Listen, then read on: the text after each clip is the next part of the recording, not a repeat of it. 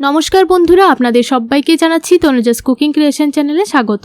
আজকে আপনাদের সঙ্গে মিষ্টির দোকানের মতো একদম পারফেক্টভাবে গজা তৈরি করে দেখাবো। আর এই পদ্ধতিতে গজা তৈরি করলে গজাগুলি খুবই খাস্তা হবে আর ভিতরটা রসালো হবে।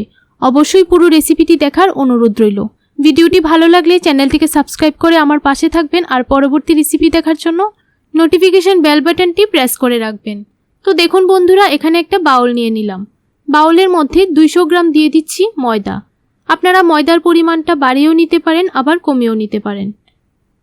এবার 200 গ্রাম ময়দার সঙ্গে 3 টেবিল স্পুন দিয়ে দিচ্ছি রিফাইন্ড অয়েল। আপনারা চাইলে এখানে হাফ রিফাইন্ড অয়েল দিতে পারেন আর হাফ ঘি দিতে পারেন। এবার অল্প একটু দিয়ে দিলাম নুন। 1 চামচের 4 ভাগের 1 ভাগ দিয়ে দিলাম বেকিং পাউডার। আপনারা চাইলে বেকিং সোডাও ব্যবহার করতে পারেন। এবার হাতের সাহায্যে ভালোভাবে সবগুলি উপকরণ মেখে নিতে হবে। ময়দাটাকে খুব ভালো করে ময়ান দিয়ে দিতে হবে, তাহলে গজাগুলিও খাস্তা হবে। দেখুন 5 মিনিটের মতো হাতের সাহায্যে ভালোভাবে মেখে নিয়েছি। যখনই এইরকমভাবে মুঠে চলে আসবে তখনই বুঝতে হবে যে ময়দাটা খুব ভালোভাবে ময়ান দেওয়া হয়ে গেছে। এবার 1 কাপ জল নিয়ে নিলাম। অল্প অল্প জল দিয়ে ডোটা তৈরি করে নিতে হবে। আর ডোটা যেন খুব বেশি সফট না হয় সেদিকে লক্ষ্য রাখতে হবে। একটু শক্ত করে ডোটা তৈরি করতে হবে। দেখুন ময়দার ডোটা খুব ভালোভাবে মেখে নিয়েছি। এবার 2 থেকে 3 মিনিটের মতো এইভাবে মথে নিতে হবে, তাহলে গজাগুলি খুবই খাস্তা হবে। ভালো করে মথে নিয়েছি। এবার একটা রুটি বেলার পিঁড়ি নিয়ে নিলাম। এবার বেলনির সাহায্যে এইভাবে প্রেস করে মোটা সাইজের একটা রুটি তৈরি করে নেব। খুব বেশি পাতলা করতে হবে না, একটু মোটা সাইজ করে বেলে নিলেই চলবে। দেখুন এইরকমভাবে একটু বেলে নিয়েছি। এবার চাকুর সাহায্যে মাঝখান থেকে এইভাবে কেটে দিতে হবে। তারপর প্রত্যেকটা রুটির টুকরো এইভাবে উপরে উপরে বসিয়ে দিতে হবে, যেন গজার লেয়ারটা খুব ভালো আসে। দেখুন এইভাবে বসিয়ে দিলাম। এবার হাতের সাহায্যে এইভাবে প্রেস করে দিতে হবে।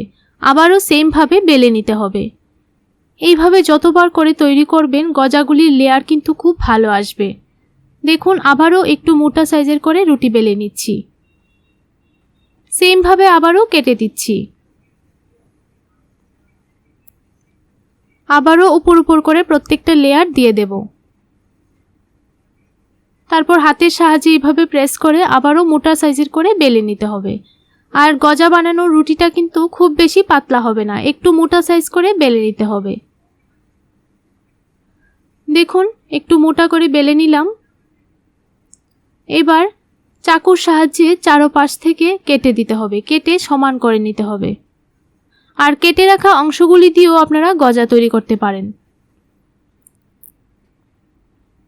দেখুন চারপাশ আমি সুন্দরভাবে কেটে নিয়েছি।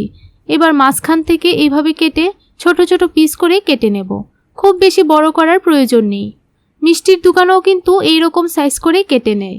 আর গজাগুলি যখন ভাজবো তখন কিন্তু ফুলে ডাবল হয়ে যাবে। দেখুন সবগুলি পিস এইরকমভাবে কেটে নিচ্ছি।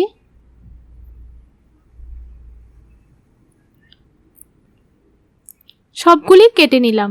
দেখুন পিসগুলি কিন্তু ঠিক এইরকমভাবেই করতে হবে। এবার চুলায় একটা কড়াই বসিয়ে তেল দিয়ে দিলাম। তেলটাকে খুব বেশি গরম করতে হবে না, যেন তেলটার মধ্যে আঙ্গুল চুবিয়ে রাখা যায় সেই রকম গরম করেই গজাগুলি দিয়ে দিতে হবে। এবার চুলা আঁচটাকে লোতে রেখে সবগুলি গজা দিয়ে দিচ্ছি।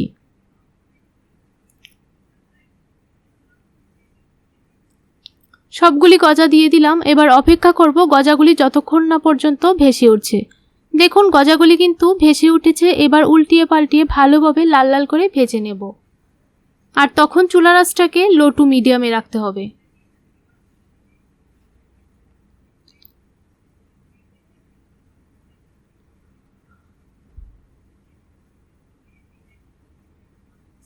দেখুন একটা সাইড উল্টিয়ে দিলাম। এবার সেমভাবে অপর পাশটিও উল্টিয়ে লাল লাল করে ভেজে নিতে হবে।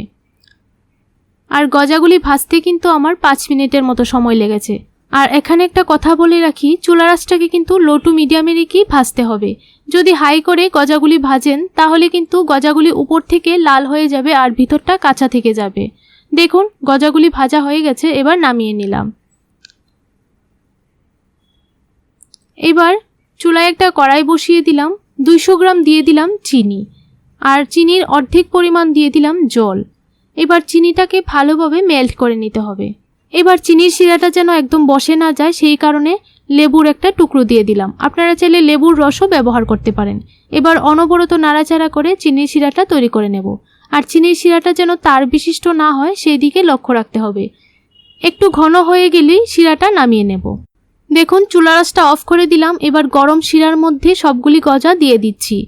আর গজাগুলি কিন্তু খুব বেশি ঠান্ডা করা চলবে না, যেন একটু গরম থাকে সেই অবস্থায় গজাগুলি দিতে হবে। আর গজাগুলি দিয়ে 5 থেকে 7 মিনিটের মতো চিনি শিরার মধ্যে রেখে দিতে হবে। আর চিনি শিরাটার মধ্যে দিয়ে এইভাবে চাশনির সাহায্যে মিশিয়ে দিতে হবে। তাহলে খুব ভালোভাবে গজার মধ্যে চিনি শিরা ঢুকে যাবে।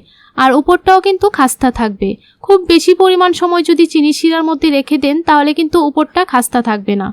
দেখুন আপনাদেরকে এবার 7 মিনিট পর দেখাচ্ছি। একটা ভেঙে দেখিয়ে দেব কতটা মুচমুচে হয়েছে আর ভিতরটা রসালো হয়েছে। এইভাবে একবার গজা বাড়িতে বানিয়ে দেখবেন, খেতে খুবই ভালো লাগে। ভিডিওটি কেমন লাগলো অবশ্যই কমেন্ট করে জানাবেন। ভালো লাগলে একটা লাইক করে দেবেন।